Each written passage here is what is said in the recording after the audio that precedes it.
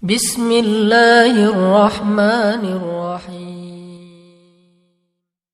Sekarang kita lihat sahabat Nabi waktu sholat. Apakah dia pindah ke alam lain atau tempat di tetap yang sama? Ketika itu Nabi sakit.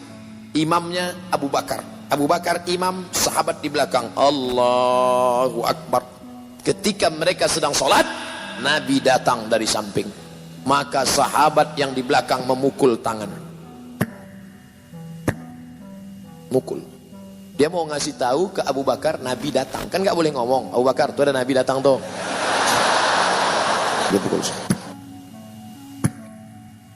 Apa pelajaran dari sini? Kira-kira sahabat yang sholat itu sadar atau nggak sadar?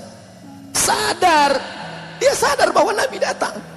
Bukan kehilangan kesadaran. Jadi kalau ada orang mengatakan saya waktu sholat hilang kesadaran, saya nggak sadar keliling yang terjadi apa, berarti ente dicuri jin, kidnap. Ente tetap sadar. Nabi, sahabat, bukan tidak sadar. Pelajaran yang kedua, ketika sedang sholat, apa kata Nabi? Uqtulul aswadaini fis sholah. Bunuhlah dua yang hitam ketika sedang sholat. Allahu Akbar. Tiba-tiba ada dua yang hitam. Dua yang hitam itu ular dan kalajengking. Kira-kira orang yang disuruh Nabi membunuh ular dan kalajengking saat dia sholat itu sadar atau nggak sadar? Sadar, ada ular di depan. Kalau nggak sadar, pejam. Tiba-tiba buka anaconda. Tiga, ketika sedang sholat, tidak ada orang boleh lewat di depan. Kalau ada orang yang lewat depan, ginikan tangan. Lebih baik tegak 40 tahun menunggu selesai sholat daripada dia lewat. Maka kalau ada yang lewat, ginikan tangan. Kira-kira orang yang sholat, ada orang lalu di depannya, dia sadar atau nggak sadar ada orang lalu? Sadar, maka dia ulurkan. Kalau dia ngaji, dia paham, ini berhenti. Tapi kalau ini yang nggak ngerti, begitu kita ulurkan, sehat Ustaz. Siapa yang ngajak salaman? Orang lurus kok. Kesimpulannya, bahwa orang yang sedang sholat itu sadar. Hanya saja dia pikirannya tidak kemana-mana. Bagaimana cara khusyuk itu Pak Ustaz? 5 langkah, kata Syekh Ali Tontowi. Yang pertama, dari mulai mendengar azan jangan ngomong. Allahu Akbar, Allahu Akbar, Allahu Akbar, Allahu Akbar. Hayya 'alas shalah. La haula wala quwata. Jangan ngomong. Makanya nanti kalau ada kawan di sebelah ngomong, "Bro, gimana kabarnya nanti?" Allahu Akbar, Allahu Akbar. Kabarnya kemarin di internet itu kan isu Sianus, la haula wala quwata illa billah. Nah, lalu kemudian tutup dengan doa wasilah. Allahumma rabb hadhihi da'wati tammati wa salatil qa'imah ati sayyidina Muhammadan al-wasiyatul fadilah wa syarafa darajatul 'aliyatir rafi'ah wa ba'athu Allahumma maqama mahmudan alladhi wa'adta innaka la tukhliful mi'ad. 2, ketika berwudu enggak boleh ngobrol. Ambil air. Yang ngobrol. Bisa lihat banyak yang sedang ambil wudu ngobrol. Kan gua udah ngomong kemarin. Jangan, tapi lu enggak peduli sih. Enggak boleh. Gak boleh ngomong. Makanya hadis riwayat Ibnu Majah, ketika air kau masukkan ke mulut, saat itu keluar dosa-dosa mulut. Ketika air menyiram muka, keluar dosa dari kelopak mata. Ketika air menyiram tangan, keluar dosa dari celah jari jemari. Ketika air mengusap kepala, keluar dosa sampai lubang telinga. Ketika air menyiram kaki, keluar dosa dari celah-celah jari jemari kaki. Maka kau khusyuk. Lalu kemudian kau tutup dengan doa, Allahumma ja'alni minat tawabin wa ja'alni minal mutatahhirin wa ja'alni min ibadikas. Yang ketiga, dari tempat wudhu ke tempat sholat gak boleh tasbik. Tasbik itu menjalin jari jemari, retak. Gak boleh tasbik, retak. Tangan dia udah gak bunyi, tangan kawan dibunyikan. Gak boleh. Jangan tasbik, yang boleh tasbih. Subhanallah, subhanallah, subhanallah. Azan belum berkumandang atau sudah azan iqamat belum? Subhanallah, subhanallah, subhanallah. Gimana kabarnya? Jadi kita besok pergi seminar acara undang. Subhanallah, subhanallah. Nah, lalu kemudian yang keempat, pahami bacaan. Saya tidak nyuruh menterjemahkan, yang diterjemahkan. Inna solati my praying, wa mahyaya my life, wa mamati my die. Lillahi ta'ala for you oh my God. Bukan diterjemahkan. Jangan nanti ada yang menerjemahkan. Bismillahirrahmanirrahim. In the name of Allah, most gracious, most merciful.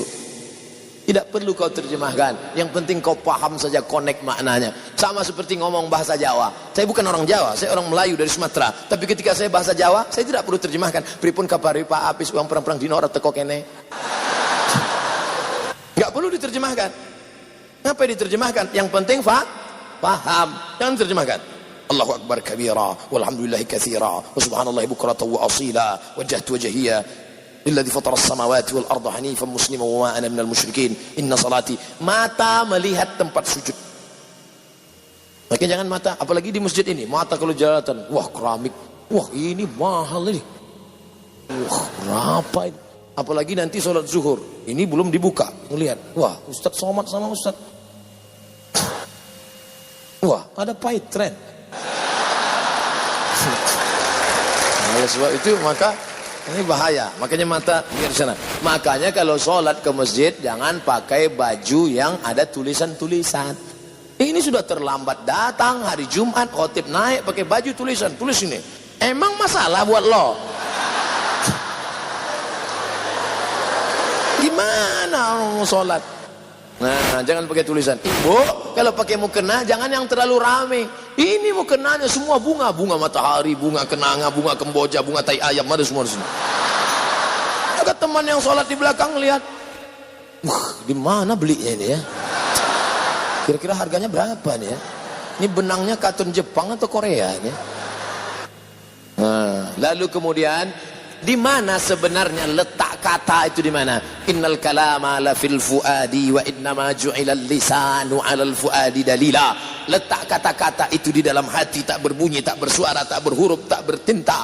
Tapi kemudian diciptakan lidah untuk mewakili. Konekkan antara lidahmu dengan hatimu. Allah. Makanya dalam mazhab Syafi'i, mulut menyebut Allah, hati mengisi qasad ta'arad ta'yin. Salatnya salat apa? Salat zuhur. Berapa rakaat? 4 rakaat. Jadi imam apa jadi makmum? Jadi makmum. Ada apa qada? Ada. Allahu akbar. Mulutnya menyebut Allahu akbar, tapi hatinya menyatakan ini salat zuhur 4 rakaat, jadi makmum adaan lillahi ta'ala. Allahu akbar. Mulut menyebut bismillah, hati juga konek. Bismillahirrahmanirrahim. Alhamdulillahirabbil alamin. Ar-Rahmanir-Rahim. Makanya Nabi kalau sholat itu mulutnya bergerak. Ya Khabbab, Khabbab. Nabi kalau sholat mulutnya bergerak atau diam saja? Kata Khabbab, Nabi waktu sholat mulutnya bergerak. Dari mana kamu tahu Nabi mulutnya bergerak? Bittirabi lihyati. Saya lihat jenggotnya bergerak, bergoyang. Ini sekarang ada orang yang sholat mulutnya diam ya.